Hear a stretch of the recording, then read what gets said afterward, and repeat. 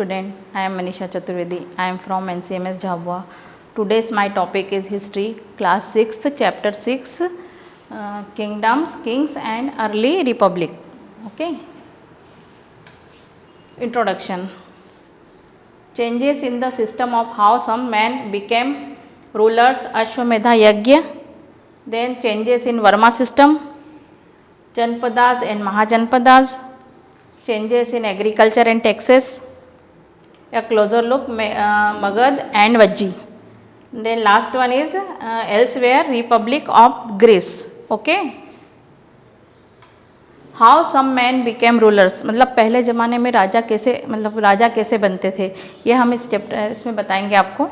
Around 5000 year ago जना choose there rulers, मतलब 5000 साल पहले जना मतलब लोग राजा को चुनते थे.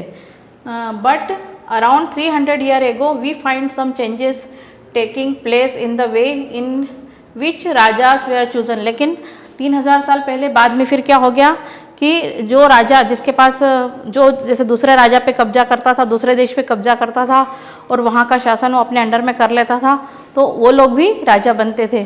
तो उन पहले जो ज़माने में लोग चुनते थे, लेकिन बाद में अपने आप आर्मीज जिसके पास ज़्यादा होती थी वो लोग राजा बनते थे. जो पूजा पाठ अनुष्ठान करवाते थे वो राजा बनते थे. Now some man became rulers by defeating or subjecting other rulers. Some man now became rajas by performing very big sacrifices. मैंने बताया ना आपको, जैसे लोग चुनते थे पहले, लेकिन बाद में फिर ये लोग अनुष्ठान करवा के ये करके पूजा पाठ करवा के राजा बनते थे. तो उसमें एक एग्जांपल मैं आपको बताऊंगी, अश्वमेध यज्ञ. आपने रामायण में देखा होगा, वो राम जी जब ये अश्वमेध यज्ञ करवाते तो घोड़ा छोड़ते थे, तो वो लव कुश ने घोड़ा पकड़ लिया था, पता है ना. तो उस बारे में ही इसमें हम बताएंगे आपको. The Ashvamedha or horses sacrifices was one such rituals. मतलब पहले अश्वमेध यज्ञ करते थे तो उस राजा को पावरफुल राजा माना जाता था, वो राजा पावरफुल रहता था, तो वो क्या करते थे, घोड़ा छोड़ते थे. A horse let loose to wander freely and it was guarded by rajas men. मतलब घोड़ा छोड़ते थे राजा, जो राजा अश्वमेध यज्ञ करवाता था वो अपना घोड़ा छोड़ता था, और उस घोड़े के साथ उनके सैनिक लोग, उनके सब पूरी सेना चलती थी उस घोड़े के साथ. If the horse wandered into the kingdom of other rajas and they stopped it they had to fight. अगर किसी राजा जैसे एक घोड़ा इस देश से उस देश में जा रहा और वहाँ के राजा ने अगर उस घोड़े को रोक लिया तो उसको फिर उनसे फाइट करना पड़ती थी. तो वहाँ के राजा जो अश्वमेध वाले यज्ञ वाला घोड़ा जो रहता था उसके साथ जो लोग थे वो राजा के साथ, वो दूसरे राजा के साथ फिर फाइट करते थे. If they allowed the horse to pass it meant that they accepted that he raja who wanted to perform the sacrifices was stronger than them. मतलब अगर उन्होंने वो घोड़ा इजीली पास कर दिया कि हमको इससे फाइट नहीं करना है, वो इजीली वहाँ से जाने देते, तो इसका मतलब वो राजा जो रहता था वो उस अश्वमेध वाले यज्ञ वाले राजा के अंडर में हो जाता था. मतलब वो उनको पावरफुल मानते थे कि वो हमसे ज़्यादा पावरफुल है, और वो घोड़ा को जाने देते थे. These rajas were there invited to the sacrifice performed by priests of the main king. और फिर वो राजा उनके अंडर में हो जाता था, फिर उस राजा को वो लोग इनवाइट करते थे अश्वमेध यज्ञ के लिए कि आप हमारे यज्ञ में आइए करके. The raja who organised the sacrifice were was recognised by as most powerful and all other rajas bought gift for him. और दूसरे राजा जो दूसरे राजा रहते थे वो उनके लिए, उस राजा के लिए गिफ्ट लाते थे. जो यज्ञ करवाता था अश्वमेध यज्ञ, तो उसके लिए गिफ्ट लाया जाता था और उनको भी इनवाइट किया जाता था जो दूसरे राजा भी थे. He was the central figure in this rituals. He sat on special throne and his charioteer chanted tales of his glory at the battle field. और उसके बाद में उनके लिए अच्छा बड़ा सिंहासन रखा जाता था. राजा जो अश्वमेध यज्ञ करवा रहा उसके बहुत बढ़िया सिंहासन बनाया जाता था, उस पर वो राजा बैठते थे. और उनके लिए एक रथ भी बनाया जाता था, और रथ के साथ जो चलता था सारथी, तो वो सारथी उनके चैंटेड मीन्स गुणगान गाता था कि राजा, हमारा राजा ऐसा जीता, हमारे राजा ने इस पर हमला किया तो हमारा राजा जीत गया. तो उनके गुणगान गाता था वो रथ वाला, जो रथ वाला चैंटेड मीन्स गुणगान गाना. The other rajas and simply spectacular who have to sit and watch the ritual, और दूसरे राजा जो आते थे फिर वो पूजा पाठ अनुष्ठान में भाग लेते थे और वो देखते थे पूजा पाठ कैसी क्या करवा रहे हैं। The ordinary people, the Vysya also bought gift. However, some people such as those who were regarded as Shudras by the priest were excluded from many rituals. और जो वेश और वैश्य लोग रहते थे, मतलब जनरल लोग, आम आदमी जो लोग रहते थे, वो भी उस यज्ञ में जाते थे, लेकिन वो भी गिफ्ट लेके जाते थे। और जो शूद्र लोग थे, मतलब लोअर कास्ट के लोग थे, उनको पूजा पाठ में अलाउ नहीं किया जाता था, वो नहीं जाते थे। अब वर्ण पढ़ेंगे। अपन ने पहले चैप्टर में पढ़ा था वर्ण, अथर्ववेद, ऋग्वेद, अथर्ववेद, यजुर्वेद, सामवेद, ये सब वेद पढ़े थे ना अपन ने। तो अब the last 3 Veda somewhere, Yajurveda, Atharvaveda, Samaveda, है ना, in Britain in the spiritual of by the ब्राह्मण प्राइस्ट। और ये वेदास किसके द्वारा लिखे गए? ऋग्वेद तो पहले लिख चुके थे, उसके बाद में 3 वेद और लिखे गए थे, अथर्ववेद, यजुर्वेद, सामवेद, ये 3 वेद और लिखे गए। सो दे वर कॉल्ड लेटर वैदिक, और उसको लेटर वैदिक के नाम से जाना जाता था क्योंकि सबसे पुराना था ऋग्वेद था। Priest told about rules of the society and the ritual to be done. और जो ब्राह्मण लोग थे वो सोसाइटी की का पूरा वो करते थे, पूजा का अनुष्ठान वगैरह, समाज के लिए क्या करना, सब काम वो करते थे, उसके लिए, अपने समाज के लिए, गाँव के लिए, है ना। Many professionals were practice of that time, priests, warriors, farmers, herders, traders, craftsman, labourer, fisherman, forest people, fishing people, burial people, etcetera. और ये अलग अलग जो ब्राह्मण लोग थे, ये अलग अलग विभाग सबका बना देते थे, सबका व्यवसाय अलग अलग करवा के इन्होंने डिवाइड कर दिया था कि किसको क्या काम करना है। तो जैसे उसमें फार्मर्स रहते थे, वॉरियर्स रहते थे, वॉरियर्स सैनिक लोग, हर्डर्स रहते थे, ट्रेडर्स रहते थे, क्राफ्ट्समैन रहते थे, लेबरर, फिशरमैन, फॉरेस्ट पीपल, ये सब उसके समाज वाले, ये ब्राह्मण लोग डिवाइड करके पूरा प्रोफेशन सबको बांट देते थे। The priest divided the society into 4 and each varna had a different sets of functions. और ये ब्राह्मण लोगों ने क्या करा, 4 भाग में सोसाइटी डिवाइड कर दी कि सबका अपना अपना अलग काम है। तो सबसे पहले ब्राह्मण्स क्या क्या करते थे? Study, teach, perform, yajnas. ब्राह्मण लोग क्या करते थे? पढ़ते थे, पढ़ाते थे, पूजा पाठ अनुष्ठान करवाते थे, ये ब्राह्मणों का काम था। Next one Kshatriya, fight battles and protect people. और जो क्षत्रिय लोग थे वो लड़ाई वड़ाई करना, एक देश से दूसरे देश पे हमला करना, लोग जो रहते थे उनका प्रोटेक्शन करना, ये काम था क्षत्रिय लोगों का। Next one is Vysya, traders, farmers and herders. और ये वैश्य लोगों का काम क्या था? व्यापार करना, खेती करना और जानवर पालना, ये सब काम किसका था? वैश्य लोगों का। Shudras who had to serve other 3 groups, they were craftsman, laborers, gatherers and people who did burials and cremations. They were later considered untouchables. और जो शूद्र लोग थे उनका क्या काम था? इन सब लोगों की सेवा करना, जो 3 ऊपर के 3 पार्ट जो थे उन लोग की सेवा करना, उन लोग का ध्यान रखना, उनकी सेवा करना। उसके बाद में ये बरियल्स, मतलब जो लोग जानवर मर जाते थे या कोई आदमी मर जाता था तो उनको गाड़ने का काम ये कौन शूद्र लोग करते थे। मतलब लोअर कास्ट वाले, इनको लोअर कास्ट में गिना जाता था, और ये मजदूर के रूप में काम करते थे। क्राफ्ट्समैन मतलब जूते बनाना, कपड़े बुनना, ये सब काम किसका था? शूद्र लोगों का काम था। और इनको अनटचेबल्स में गिना जाता था, मतलब इन लोग को ये लोग छूते नहीं थे, क्योंकि ये अनटचेबल, इनको गंदे माना जाता था कि ये लोअर कास्ट के हैं, अलग है। तो शूद्र लोगों को हमेशा अलग रखा जाता था।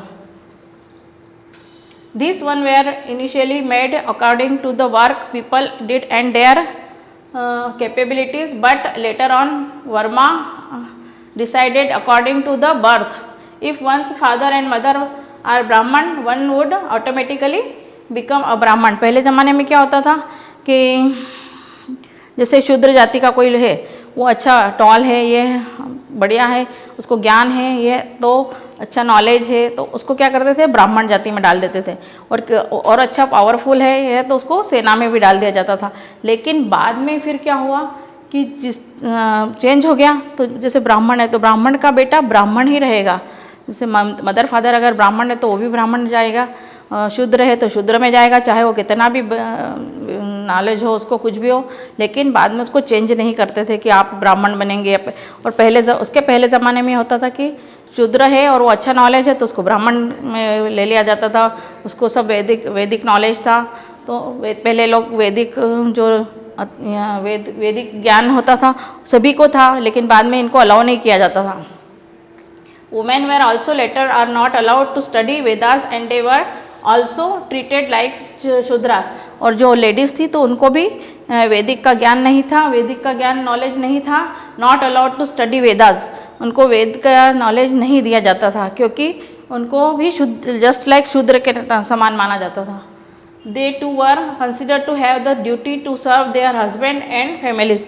और उनका काम क्या था कि अपने फैमिली को संभालो, अपने हस्बैंड को संभालो, ये काम वहाँ के वुमेन लोगों का था उस ज़माने में। We found that people lived in huts, kept cattle as well as other animals. They also grow a variety of crops, rice, wheat, barley, pulses, sugarcane, sesame and mustard. और जैसे आर्कियोलॉजिस्ट ने found किया तो उस ज़माने में झोपड़ी भी दिखी गई। वो लोग खेती भी करते थे, तो खेती में क्या उगाते थे? Rice, wheat, barley, pulses, sugarcane, sesame and mustard. They made earthen pot, और वो लोग मिट्टी के बर्तन भी बनाते थे। Some of this were grey in colour, others were red. और ग्रे कलर की मिट्टी से ग्रे कलर के पॉट बनाते थे और रेड कलर की मिट्टी से रेड कलर के पॉट बनाए जाते थे। तो ये सब हमको आर्कियोलॉजिस्ट के द्वारा पता लगा है। One special type of pottery found this site is known as painted grey ware. और इस साइड में ware pots with painted designs, lines and geometric patterns. और इस साइड में एक ये भी देखा गया कि पॉट बनाए गए ग्रे कलर के, उसमें डिज़ाइन डाली गई, तो लाइनिंग डाली गई और ज्योमेट्रिक टाइप डिज़ाइन भी उसमें उस ज़माने में दिखी। About mahajanapada, about 2500 years ago some janpadas become more important than other and were known as Mahajanapada. और मतलब लोग बहुत सारे होने लग गए। फिर उसके बाद में जो राजा था वो राजा दूसरे शासन अटैक करता था तो दूसरे राजा भी उनमें शामिल होते गए, इस तरह वो महाजनपद बन गया। Most mahajanapada had a capital city, और महाजनपद की कैपिटल सिटी रहती थी। Many of this were fortified, this means that walls of bricks, wood or stone were built around them। और ऐसे आपने देखा ना महल के चारों तरफ बड़ी बड़ी दीवारें बनती हैं, तो ये क्यों बनाई जाती थी? क्योंकि फोर्टिफाइड दीवार अटैक बिल्ट स्टोन और पत्थर से बनाई जाती थी, स्टोन से बनाई जाती थी, वुड से बनाई जाती थी, ताकि प्रोटेक्शन हो सके चारों तरफ। इसलिए बनाई जाती थी कि किले के बाहर से कोई अटैक ना कर सके, इसलिए ये बनाते थे। रोल ऑफ फोर्ट्स, और फोर्ट्स का रोल क्या है? मतलब किला। Forts provided protection from attack from other kings and their armies. मतलब फोर्ट इसलिए बनाते थे किला, ताकि बाउंड्री जितनी ऊंची बनाएंगे उतना बाहर से अटैक नहीं होगा। और उसके अंदर ही पूरी गांव बसता था, सिटी बसती थी। जैसे चारों तरफ किले के चारों तरफ, गांव के चारों तरफ बाउंड्री बनाई जाती थी और उसमें लोग रहते थे।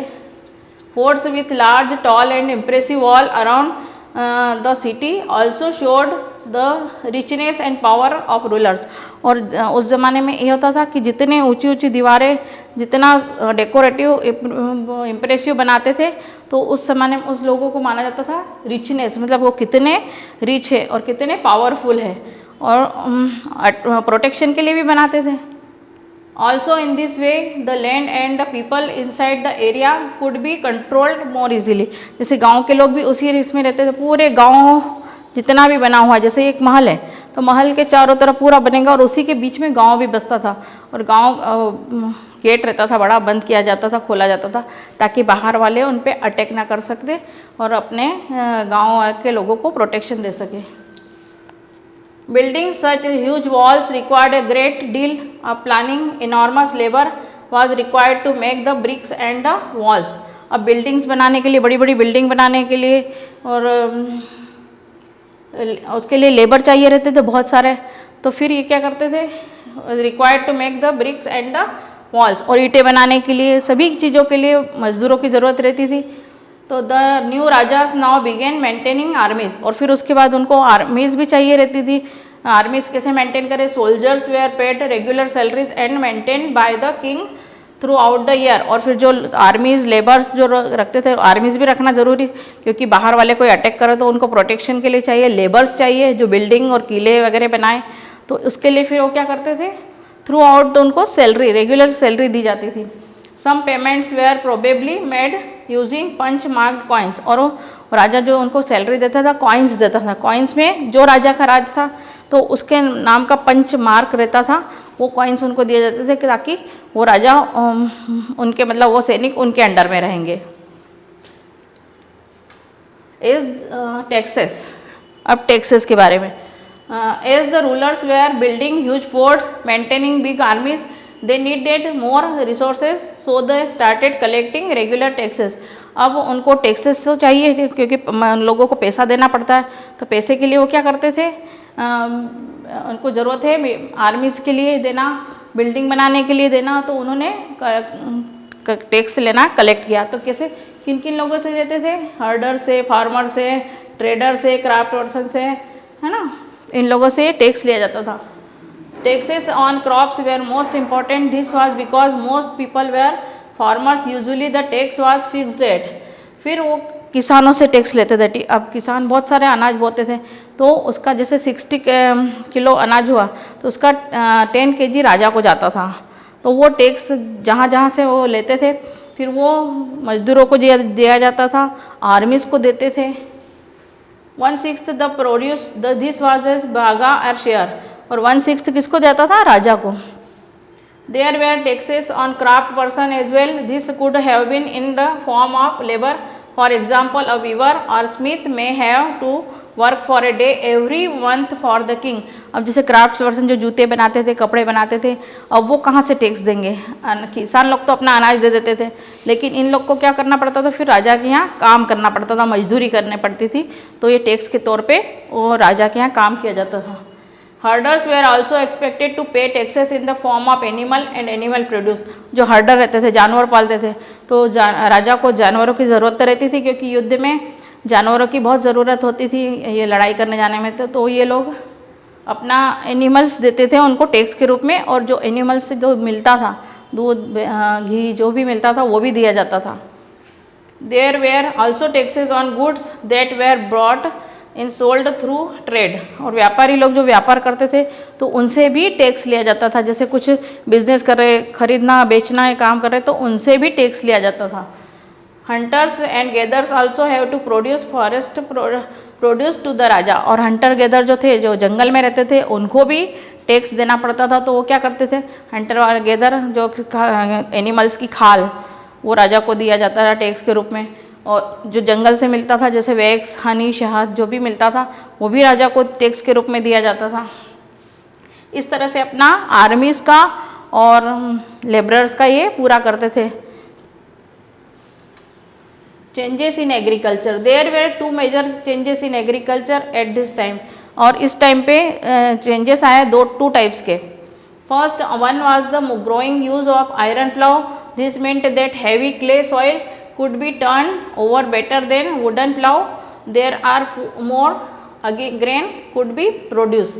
मतलब उस समय पहले ज़माने में क्या लकड़ी के हल चलते थे, लेकिन इस टाइम पे इन्होंने लकड़ी के हल की जगह लोहे के प्लाव किए, तो मिट्टी आराम से खोदना करना, अच्छी उपजाऊ भूमि हो जाती थी, तो मोर ग्रेन प्रोड्यूस, मतलब बहुत ज़्यादा अनाज पैदा होता था। दूसरा, second people began transplanting paddy, जो धान रहता था उसमें ट्रांसप्लांटिंग की गई। This meant this that instead of scattering seeds on the ground from which plant would sprout, sapling were grown and planted in the field. This led to increased production as more plants survived. Generally, slave men and women and landless agricultural laborers had to do this back breaking work. अब second वाला था transplanting, तो ये क्या करते थे, ऐसे फैला देते थे, और छोटे छोटे से पौधे होते थे तो उन पौधों को ले लेके फिर ये खेतों में लाइन से लगाते थे, तो इससे क्या अच्छा प्रोडक्शन होता था। खास तो वही है बीज लगाना, बीज उगाना, तो ये इस तरह से। और इनके यहाँ जो काम करते थे, कौन काम करते थे, प्रोडक्शन जनरली स्लेव, मजदूर लोग, मैन, वुमेन, और लैंडलेस एग्रीकल्चर, मतलब जिसके पास ज़मीन नहीं थी जिन मजदूरों के पास ज़मीन नहीं रहती थी वो दूसरे लोगों के यहाँ अपनी मजदूरी के लिए काम करते थे, तो उनको वहाँ से अनाज दिया जाता था। जैसे दिन भर खेती करना, जैसे अपने यहाँ भी काम करते, सुबह ऑफिस जाना फिर शाम को आना, तो उस ज़माने में भी लोग सुबह उठते, अपना खाना लेते, खेतों में जाते, ट्रेडर्स लोग अपना व्यापार करने जाते, क्राफ्ट्समैन अलग काम, मतलब फिशिंग वाले फिश पकड़ने जाते, सुबह जाते शाम को अपने घर आते, सो जाते, फिर दूसरे दिन यही वर्क इनका चलता था। A closure look Magadh. अब मगध के बारे में अपन पढ़ेंगे। Magadh became the most important Mahajanapada of this time, और इस टाइम पे मगध जो था पावरफुल था, जिसको महाजनपदा भी बोलते हैं। Many rivers such as Ganga and Son flowed through Magadha. This was important for transport, water supplies, making the land fertile. और इस समय यहाँ पे जो मगध में थी, एक तो ये गंगा नदी और सोन नदी बहती थी, तो इसके कारण बहुत ज़्यादा ये फेमस था, क्योंकि ट्रांसपोर्ट के लिए तो इधर से माल उधर जाता था, उधर का माल इधर नाव में जाता था, तो यहाँ से माल बेचते थे, वहाँ का इंपोर्ट एक्सपोर्ट का जो बिज़नेस होता था यहाँ ट्रांसपोर्ट से होता था। वाटर सप्लाई होती थी खेतों में, जो वाटर सप्लाई, क्योंकि यहाँ पे दो नदियाँ थी, है ना, और मेकिंग द लैंड फर्टाइल मतलब यहाँ की ज़मीन बहुत उपजाऊ थी, तो यहाँ खेती भी अच्छी होती थी, धान भी अच्छा होता था, फसलें अच्छी होती थी, तो ये इन 3 चीज़ों से मगध ज़्यादा इम्पॉर्टेंट माना गया था। Elephants who lived in the Magadh forest could be captured and trend for the army. अब यहाँ के मगध के जंगलों में क्या हाथी पाए जाते थे, तो हाथी आर्मीज़ के लिए, युद्ध के लिए चाहिए रहते थे, लड़ाई करने के लिए, तो ये हाथी को पकड़ के उनको ट्रेन करते थे आर्मीज़ के लिए, लड़ाई के लिए, बैटल फाइट के लिए, ताकि उनको अच्छा ट्रेन करके उनको युद्ध में ले जाया जा सके। Forest provide wood are for building houses, carts and chariot. और जो फॉरेस्ट जो जंगलों से लकड़ी मिलती थी, तो वो हाउस बनाने में, रथ बनाने में और अलग काम जो है यूज़ करते थे, गाड़ियाँ बनाने में। There were iron ore mines in the region that could be use to make a strong tools and weapons. और यहाँ पे सबसे बड़ी बात थी कि लोहे की खदानें थी, तो यहाँ से लोहा, बहुत अच्छी क्वालिटी का लोहा मिलता था, तो वो उसके में टूल्स बनाए जाते थे, वेपन्स बनाए जाते थे, हथियार बनाने के काम आता था वो। Rulers of Magadha. अब मगधा के शासक कौन थे? The very powerful rulers of Magadha were Bimbisara and Ajatashatru, 2 थे, है ना, who used all possible means to conquer that other janapadas. मतलब बिम्बिसार और अजातशत्रु नाम के 2 रूलर थे, शासक थे, वो पूरा मतलब विश्व जगह जगह जीत के पावरफुल बन गए थे। Magadha Mahapadma Nanda was another important ruler who extended his control up to the north west part of the subcontinent. और इन मगधा के पास भी एक महान पद्मानंदा करके एक शासक था, उसने पूरे इस पे कब्जा कर रखा था, मतलब नॉर्थ वेस्ट तक कब्जा करके, वो पाकिस्तान, अफगानिस्तान, मतलब बिहार से लेके वो सोचो कहाँ तक उसने अपना कब्जा करके रखा था इस शासक ने, ये बहुत पावरफुल शासक था।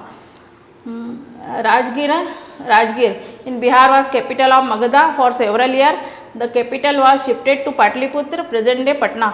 ये जो राजगीर है बोलते थे, फिर बाद में राजगीर नाम हो गया, जो बिहार में है, और इसका बाद में ये शिफ्ट करके इसको पाटलिपुत्र के नाम से जाना गया, और ये पटना में है। Okay. More than 2300 year ago a ruler named Alexander who lived in Macedonia in Europe wanted to become a world conquer. और ये एक अलेक्जेंडर यूरोप के पास मैसिडोना करके गांव था, तो सिटी थी, और वहाँ का शासक था ये अलेक्जेंडर। तो ये विश्व विजेता बनने के लिए आया था कि मुझे पूरा विश्व जीतना है, क्योंकि अपने यहाँ के लोगों को तो पता ही नहीं था, जहाँ रहते थे वहीं, उसके आगे का उनको ये भी नहीं पता कि इधर समुद्र है, इधर क्या है, कुछ भी नहीं। लेकिन ये अलेक्जेंडर जीतता हुआ आया, और उसने क्या क्या जीता? He conquered parts of Egypt and West Asia and came into Indian subcontinent. और ये इसने इजिप्ट को जीता, वेस्ट एशिया को जीता, है ना, और इंडियन सब कॉन्टिनेंट पे ये आ गया। Reaching up to branch of Beas when he wanted to march further east his soldiers refused, they were scared as they had heard that rulers of India had vast armies of foot soldiers, chariots and elephants. मतलब फिर इसमें मगधा और India पे शासन करने के लिए, कब्जा करने के लिए लड़ाई करने लगा। लेकिन इसके पहले अलेक्जेंडर ने पोरस से लड़ाई की थी, तो इससे हार चुका था। तो इसके जो सोल्जर्स थे उन्होंने इसको मना किया कि मत करो, बहुत पावरफुल लोग हैं, इनके पास आर्मीज़ है, इनके पास एनिमल्स है, इनके पास ज़मीनें बहुत सारी है, बहुत सारा मतलब ये पावरफुल है, तो इन पर शासन मत करो, इन पर अटैक मत करो। तो ये फिर इसने उनकी बात मानी और ये वापस यूरोप चला गया Alexander. While Magadha become powerful kingdom, अब अपन क्लोजर लुक में सेकेंड वज्जी पढ़ेंगे। While Magadha become a powerful kingdom, Vajji with its capital at Vaishali Bihar was under a different form of government known as sangha. अब मगधा के पास में ही, मगधा के ऊपर थोड़ा वज्जी करके एक था कैपिटल, जिसका कैपिटल था वैशाली बिहार में है ये। तो वहाँ का शासन, वहाँ पे was under different government known as sangha, वहाँ पे एक संघ बना हुआ था, मतलब वहाँ कोई अपना एक राजा नहीं था, वहाँ हर एक कोई राजा था, मतलब हर एक को राजा माना जाता था। तो सबकी बात सुनना, सबकी बात मानना, ये करके एक संघ बना हुआ था। In a sangha there were not one but many rulers, मतलब एक राजा नहीं था, बहुत सारे राजा थे वहाँ पे। Sometimes even 1000 of men ruled together, each one was known as a raja, मतलब 1000 राजा थे, शासक थे, और सब अपने आप को राजा मानते थे। This Rajas perform rituals together, they also maintain assemblies and decided what had to be done by a discussion and debate. और ये सब राजा मिलकर क्या करते थे, असेंबली करते थे, सभा बुलाते थे, जो भी गांव अपने सिटी के बारे में तरक्की करना, क्या करना, प्रोग्रेस के लिए क्या करना, उसके बारे में डिस्कस होता था। और अगर कुछ हो तो वाद विवाद भी होता था, डिबेट भी करते थे। However women, dasas and karmakaras, karmakaras could not participate in the assembly. और ये जो सभा करते थे उसमें वुमेन को अलाउ नहीं किया जाता था, जो दास है, नौकर लोग हैं, उनको अलाउ नहीं किया जाता था, कामकारा मतलब लेबर्स लोगों को भी अलाउ नहीं करते थे उस मीटिंग में। केवल राजा लोग जो थे वही लोग उसमें परफॉर्म करते थे, उसमें बैठक करते थे। बौद्ध, the Buddhas and Mahavira belongs to sangha, Buddha और महावीर जो थे, गौतम बुद्ध और महावीर, तो ये भी इसको संघ को बिलोंग करते थे, इनकी फैमिली पूरे इसको संघ को बिलोंग करती थी। Ajatashatru and Vajjis, once Ajatashatru wanted to attack the Vajji, एक बार अजातशत्रु ने सोचा था वज्जी पे अटैक करे, तो he sent his minister named Vassakara the Buddha to get his advice on the matter. और फिर उसने अपने एक मंत्री वासाकारा को बुद्ध के पास भेजा कि इस पे अटैक करना या नहीं करना करके। The Buddha asked whether the Vajji met frequently in full assembly or not. When he heard that they decided, he replied that Vajji would continue to prosper as long as, मतलब उसने बताया कि आप उस पर अटैक नहीं कर सकते क्योंकि वहाँ पे यूनिटी है, सब मिल के काम करते हैं, सब में एकता है। तो उसने बताया क्या क्या, they held full and frequently public assembly, they met acted together, मतलब उन्होंने बताया कि असेंबली पूरे मिल के करते हैं और एक्टेड टुगेदर, काम भी पूरा मिल के करा जाता है उस वज्जी में। They followed establish rules, they respected supported and listen to elders, और वहाँ सब एक दूसरे को रिस्पेक्ट करते थे, एल्डर्स की बात मानते हैं, रिस्पेक्ट करते हैं, और शासन भी सब मिल के करते हैं। तो chaityas are local shrines were maintain in both towns and village, और गांव वाले लोग मिलके पूजा पाठ अनुष्ठान वगैरह सब करते हैं एक साथ मिलकर, है ना। Wise saint and followed different belief were respected and allowed to enter and leave the country freely, और जो साधु संत बाहर से आते थे उनको भी वहाँ फ्रीली घूमना रहना इसका अधिकार था। तो जब तक वो अधिकार रहेगा तब तक वो अलग देश पे शासन नहीं कर सकते, उन पे फूट नहीं डल सकती, विभाजन नहीं हो सकता।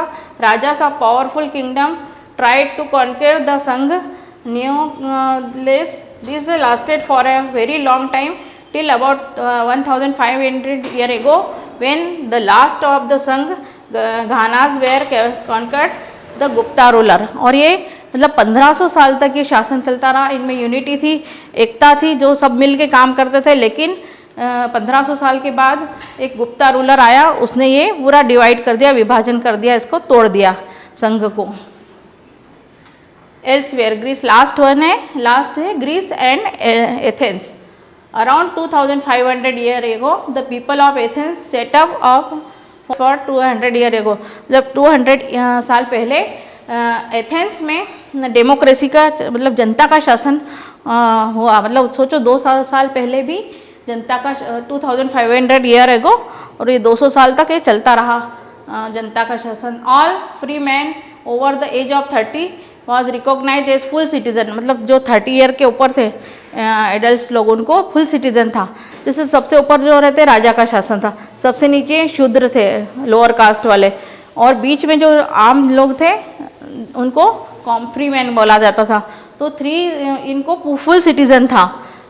There was an assembly that met at 40 times a year to decide an important matter. और 40 बार इनको 40 टाइम्स इनको बुलाया जाता था, मीटिंग करते थे, सब मिलके डिसाइड करते थे कि क्या करना चाहिए अपने शासन के लिए, अपने एम्पायर के लिए. All citizen could attend this meetings. Appointment for possible were made through lottery. और फिर जैसे अब सब मिल तो गए हैं, लेकिन एक को तो चुनना पड़ेगा ना, तो फिर वो क्या करते थे, पर्ची डालते थे एक एक नाम के एक डब्बे में, और उसमें से एक नाम उठाते थे, 2 नाम उठाते थे, फिर वो उसके द्वारा उनको बनाया जाता था लीडर. जैसे एक पर्ची उसका नाम खोला तो वो लीडर बन जाता था, फिर वो पूरे इसको संभालता था. ऑल सिटीजन कुड, ये lottery. Citizen were expected to serve in the army and navy. और जो नागरिक लोग थे तो ये चाहते थे कि मतलब लीडर लोग चाहते थे कि आर्मी में भी जाए, नेवी में भी जाए. वहाँ समुद्र था, नदियाँ थी, समुद्र था, तो नेवी में भी, जल सेना में भी जाए. Many foreigners who lived and worked in Athens as merchant did not have rights of are citizen. जो फॉरेनर लोग भी वहाँ काम करते थे, लेकिन उनको नागरिकता नहीं दी जाती थी, वहाँ की सिटीजनशिप नहीं दी गई ग्रीस एंड एथेंस में, है ना. There were also several thousand slaves in Athens who worked in mines, field, household and workshop. They were not treated as citizen. और जो हाउस होल्ड है, वर्कशॉप थे जिनके, उनको भी नागरिकता नहीं दी जाती थी, जो खेतों में काम करते थे. अब ये आपका होमवर्क है, ये आपको करना है होमवर्क. ये next one is a homework. ये क्वेश्चन आंसर है, क्वेश्चन आंसर करना है आपको फिर कॉपी में. ये भी, ये आपका टर्म 1 में नहीं आएगा, ये वाला चैप्टर 5 तक ही आएंगे, 1 to 5. चैप्टर 6 से टर्म 1 में नहीं आएगा, है ना. और ये लास्ट वन इज है मल्टीपल चॉइस क्वेश्चन, MCQs. ये very short answer, long answer, matching, है ना. ये सभी मैप स्किल है. ये मैप स्किल आपको करना है, मैप बनाना है. ये आप टर्म 1 के एग्ज़ाम के बाद बनाएंगे, फिर कॉपी में इसको लगाएंगे. मैप स्किल में on an outline physical map of India mark this. तो ये गांधार, पंचाल, अवंती, ये सभी पूरा आपको मैप में भरना है. ओके, आई होप आपको चैप्टर समझ में आएगा. थोड़ा लेंथी चैप्टर था, लेकिन आपको समझ में आ गया होगा. और एग्ज़ाम की प्रिपरेशन अच्छे से कीजिए. Thank you.